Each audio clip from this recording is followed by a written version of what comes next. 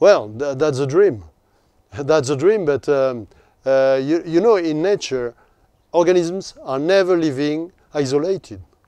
They are living like us in populations, with good ones, bad ones, very efficient ones, less efficient others, and so on.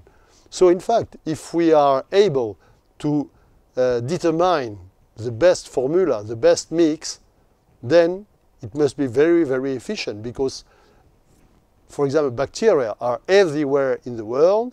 They are everywhere in your body, on the surface of your body, everywhere. But another issue is that if we manipulate this organism, that can be frightening, you know. Many people are afraid, for example, of GMOs. The difference in what we are doing in industrial biotechnology is that we don't release these organisms in the nature. We use such modified organisms in a bioreactor, which is a contained system.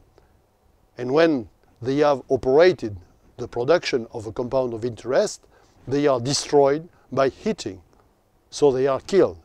So there is no risk of dissemination of such organisms.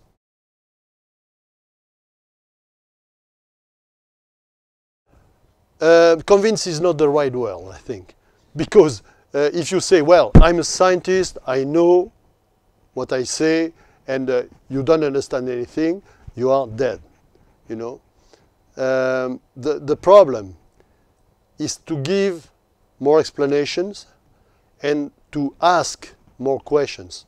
I think that in the case of genetically modified plants, in GMOs, the problem is that some companies have tried to go very fast without saying what they were doing. And people don't like this, particularly in Europe or in France, again, more. But in other countries, people are not concerned by that. So it's very different. In our case of Europe and of France, I think that the only issue is to ask as many questions as possible on the meaning of what we are doing.